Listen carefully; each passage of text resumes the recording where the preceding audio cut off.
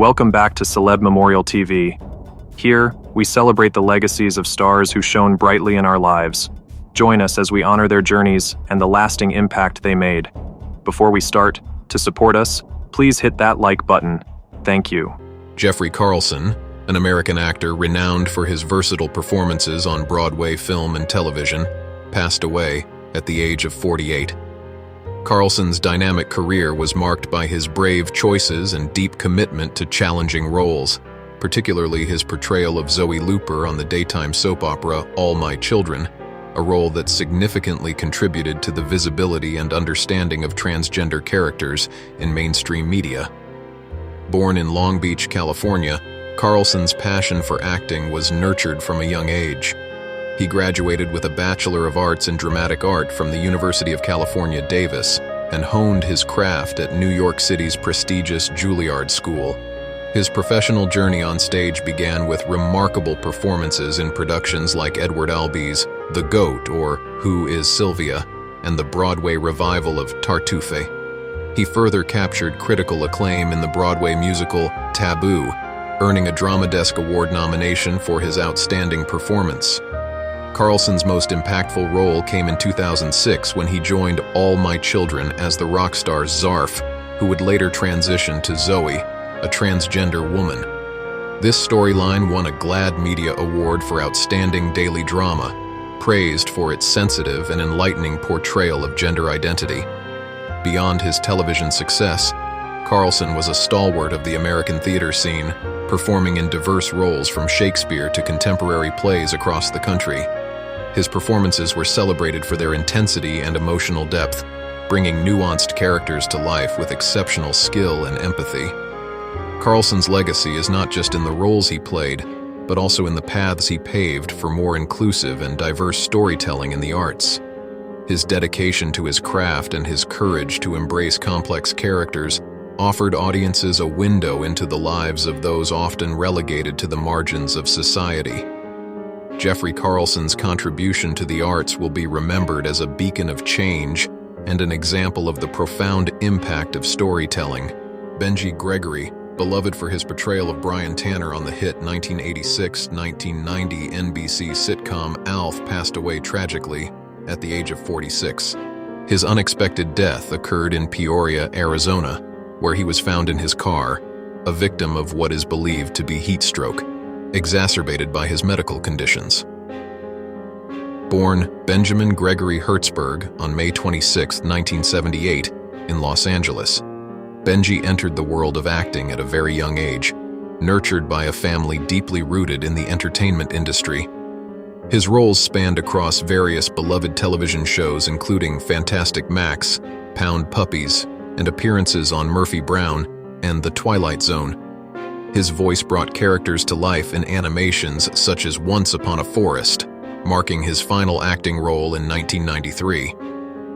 Beyond his screen achievements, Benji served his country with distinction. After his acting career, he enlisted in the U.S. Navy in 2003, becoming an aerographer's mate aboard the USS Carl Vinson. His service was commendable, earning him an honorable medical discharge in 2005, reflecting his dedication and resilience. Benji's transition from a child star to serving in the Navy highlighted his multifaceted personality and his capacity to adapt and excel in diverse environments. Despite his fame, he embraced a life of service with humility and honor, a testament to his character and depth. His untimely death is a profound loss not only to his family and friends, but also to the fans who grew up watching him bring warmth and kindness to their television screens. Benji's legacy in entertainment and his service record stand as enduring testaments to a life marked by talent, bravery, and the genuine pursuit of varied passions. He will be remembered as much for his roles in shaping childhood imaginations as for his commitment to his country. Benji Gregory's story is a poignant reminder of the human behind the celebrity and the diverse paths a life can take.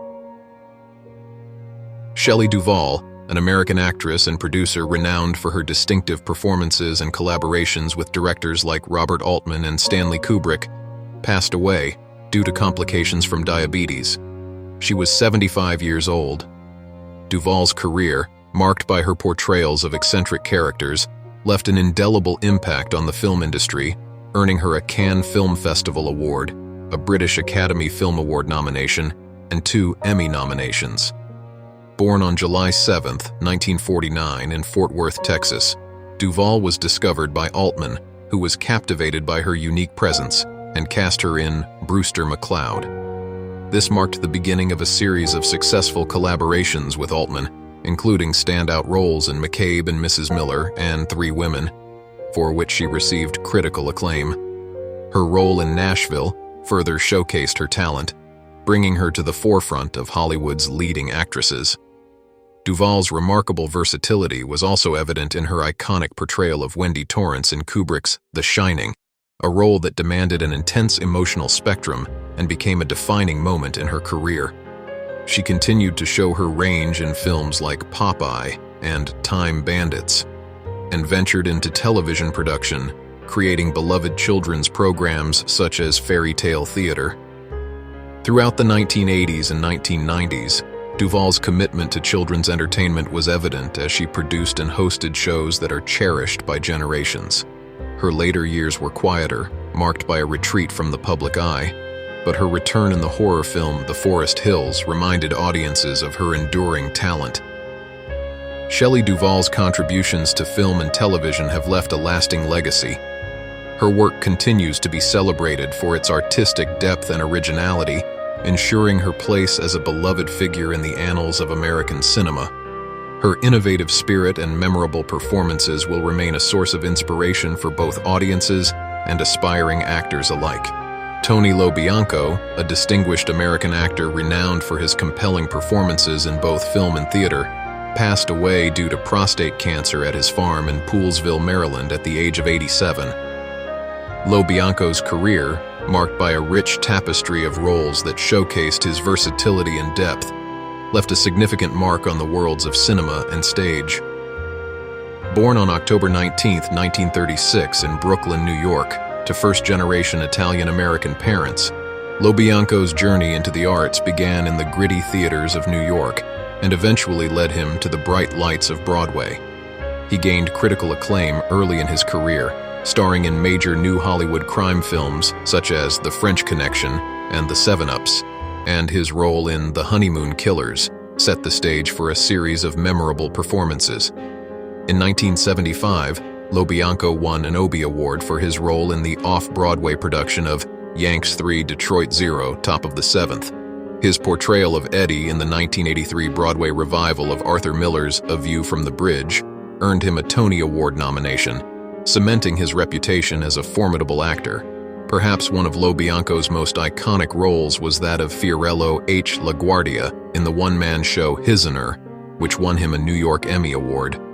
His dedication to this role was evident as he revisited it multiple times, modifying and performing it well into the late stages of his career, showcasing not only his acting prowess, but also his deep personal connection to the material. LoBianco's impact extended beyond the stage and screen.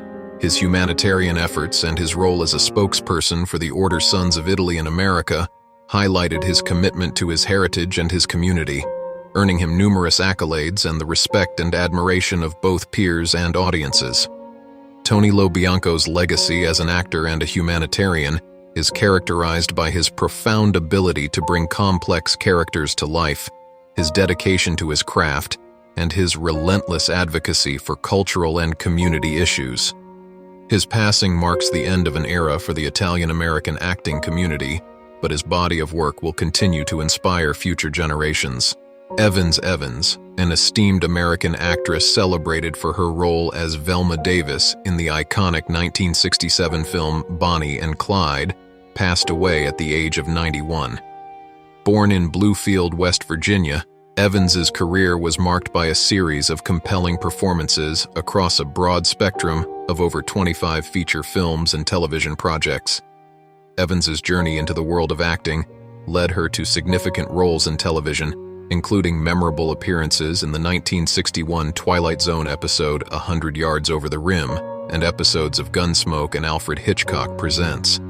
Her versatility and depth as an actress were evident early on, showcased brilliantly on both the small and big screens. On Broadway, Evans graced the stage in the dark at the top of the stairs at the Music Box Theater in 1957, sharing the spotlight with notable actors like Teresa Wright, Pat Hingle, and Sandy Dennis.